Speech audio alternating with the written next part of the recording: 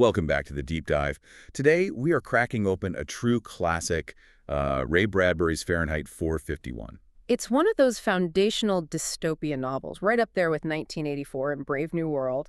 But this one feels, uniquely focused on how a society willingly gives up its own culture for comfort. Exactly. Our mission today is to really get into the mechanics of this world. We'll look at what pushes our protagonist, Guy Montag, from complacency to rebellion, and unpack the core arguments about happiness versus knowledge. And it all starts with fire. It does. The opening line is just iconic. It was a pleasure to burn. Right away, the rules are different here. The title itself, Fahrenheit 451, that's the temperature at which book paper catches fire. And our main character, Guy Montag, he's a fireman. But his job isn't putting fires out. No, his job is to start them. The book describes him as this amazing conductor of fire with the fierce grin of all men singed. He loves his job. At first, yeah. He's totally bought in. He lives in this world that's all about speed, noise, technology, anything to avoid, a quiet moment of actual thought. Our whole deep dive is about watching that grin just melt away. So let's talk about the job. His tools are so symbolic. The helmet with the number 451. The brass nozzle that spits venomous kerosene, it's not water, it's poison. And that phoenix logo on his chest. Right, the phoenix is supposed to be about rebirth from ashes. But here, they're just making more and more ashes. They're soldiers in a war against memory, making sure nothing can ever be reborn from the past. And that war inside his head really starts the moment he meets Clarice McClellan. She's his new neighbor, 17. And she is just different. The book calls her curiosity a gentle hunger. In a world that runs everywhere, she likes to walk, she's slow. She stops him. And she asks him these questions that are basically illegal, socially speaking. Like, do you ever read any of the books you burn? And the big one. Is it true that long ago firemen put fires out instead of going to start them? You can just feel Montag's world tilting on its axis. She points out that he never stops to think. Then she does that little dandelion test to see if he's in love. Yeah, and the pollen doesn't rub off. It's such a simple, childish thing, but it forces him to realize he can't even remember if he loves his wife or not. Which leads right into her final killer question. Are you happy? And he can't answer it. The system is designed so you never even have to ask it. Right. And what Clarice does, walking, talking, asking why the society labels that as antisocial. School is just about cramming facts, bing, bing, bing, and then you go blow off steam at the window smasher place. Destruction as entertainment. It's such a stark contrast to his home life. If Clarice is about asking questions, his wife, Mildred, is about drowning them out. Oh, completely. She's always got her seashells in, little thimble radios tamped tight. She's listening to this constant electronic ocean of sound. An ocean designed to prevent a single original thought from surfacing. And her big passion is the parlor walls, these giant interactive TVs. She even calls the characters her family. She wants a fourth wall installed, which costs a fortune just to make the immersion complete. She's not connecting with Montag, she's connecting with a script. It's a substitute for real connection, and that emptiness leads to, the overdose. She takes a whole bottle of sleeping pills. And the response is so chilling. It's not doctors who show up, it's two handymen. With machines, one is like a cobra that snakes down and pumps her stomach. The other replaces all her blood. It's totally impersonal. And they say they get 9 or 10 a night of these cases. Wow. It's not a tragedy, it's just a routine maintenance call. Yeah. The system treats a suicide attempt like a clogged drain because acknowledging the pain would mean admitting the whole society is sick. And the next morning, Mildred didn't remember a thing. She can't even remember where she and Montag first met. Their entire shared history is just gone. It's a total memory void, which is what the system wants. So from that internal horror at home, we move to the external threat at the firehouse, the mechanical hound. Ugh, the hound. It's pure nightmare fuel. This 8-legged spider-like robot with a 4-inch steel needle that injects morphine or procaine. And the firemen? They use it for fun. They bet on how fast it can hunt down and kill rats or cats. But the hound seems to have it in for Montag. It growls at him.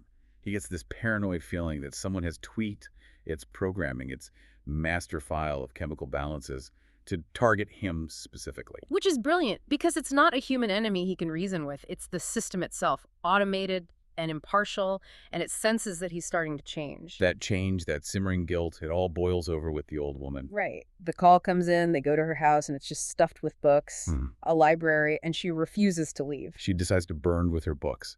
And she says that incredible line from history. Play the man, Master Ridley, we shall this day light such a candle as I trust shall never be put out. And she lights the match herself. That act of defiance, Yeah. it just breaks him. He realizes a man was behind each one of the books. You're not just burning paper, you're burning a life. A person's entire world of thought. He says, this fire will last me the rest of my life. And it does. He goes home and finally confesses to Mildred. He pulls out his own secret stash of books, about 20 of them, that he's been hiding behind the ventilator grill. He begs her to read with him, but he doesn't know how. The words are just confusing. He realizes he needs a teacher. Which brings him to Faber, the retired English professor he met in a park a year ago. Faber is this remnant of the old world of ideas, of asking why. So Montag seeks him out, and this is where we get the book's philosophical core. The two opposing worldviews. First, from Montag's boss, Captain Beatty. Yes, Beatty shows up at Montag's house when he calls in sick, and Beatty lays out the whole official history of why they burn books. And what's so fascinating is he says it wasn't the government. No, it wasn't some top-down order. He says it came from the people, Mm-hmm. from technology, mass exploitation, and minority pressure. The technology part sounds so familiar. He says as media like film and TV got faster, books had to keep up. They got shorter, condensed. 2-minute book columns, he calls them. Basically, the original Twitter. Exactly. And then came the minority pressure. To keep everyone happy, you had to remove anything that might offend anyone. Beatty gives those examples. Colored people don't like Little Black Sambo, burn it. White people don't feel good about Uncle Tom's Cabin, burn it. The goal is to make every person the image of every other so no one ever feels inferior or challenged. The firemen are the happiness boys. Books are a loaded gun because they make people think, and thinking makes people unequal and unhappy. Beatty even uses quotes from famous authors to confuse Montag, to prove that books contradict each other. What traitors books can be, he says. It's such a cynical, seductive argument. Why bother with messy truth when you can have simple, guaranteed pleasure? But then you get Faber's counter-argument, which is the heart of the rebellion. He tells Montag society is missing 3 key things. The first is quality of information. Right. He says books have cores. They show the details, the features, the ugliness of life. And he says comfortable people want only wax moon faces. They want a flawless, photoshopped version of reality. Number 2 is leisure to digest it. You need time to think. The jet cars, the parlor walls, it's all designed to eliminate reflection. Faber says with a book, you're in control. You can shut it and think. And the third thing is the right to carry out actions based on what you learn from the first 2. The freedom to act on your own conclusions. To make that happen, Faber gives Montag the green bullet, that tiny 2-way radio, so Faber can be the voice in his ear, the queen bee guiding the drone. And Montag the drone immediately goes home and blows everything up. He does. He confronts Mildred and her friends, who are just the perfect examples of this empty culture, talking about how they just heave their kids into the TV parlor and how the next war will be a quick one. Just completely detached from any real emotion or consequence. So Montag reads a poem to them, Dover Beach, and the reaction is violent. One of the women, Mrs. Phelps, just breaks down sobbing uncontrollably. It's not because the poem is so sad. It's because genuine, complex emotion is like a foreign language. It's an assault on their carefully constructed numbness. That's the last straw. Mildred reports him. The alarm comes in, and the fire engine pulls up right in front of Montag's own house. And Beatty, with this cruel sense of poetry, makes Montag burn it himself with the flamethrower. But then Beatty finds the green bullet. He hears Faber's voice, and he says he's going to trace it to find his accomplice. That's when Montag snaps. He turns the flamethrower on Beatty and just incinerates him. Becomes the very thing he was trying to escape. Now he's a fugitive. The mechanical hand attacks him. He manages to destroy it, but not before it injects his leg with anesthetic. He's on the run, injured, with the whole city hunting him. And that hunt is turned into a primetime TV event. Helicopters, cameras. It's a national spectacle. But they lose him at the river. The hound loses the scent. And the authorities can't just admit failure, can they? They can't lose their audience. No. So they stage the ending, they find some random guy out walking, and the cameras zoom in, the hand attacks, and the announcer declares Montag is dead. Chilling. They kill an innocent man just to provide a satisfying ending for the TV show. The narrative is more important than the truth. But the real Montag makes it to the countryside. He finds a group of men sitting around a fire. But this fire's for warmth. It's a gathering place. These are the book people. led by a man named Granger. They're former academics, writers, and they haven't saved books, they've become books. Each person has memorized a work of literature. Plato's Republic, Marcus Aurelius, the Bible. They call themselves dust jackets for books, just waiting for a time when the world needs them again. And it's here that Montag finally understands his lack of grief for Mildred.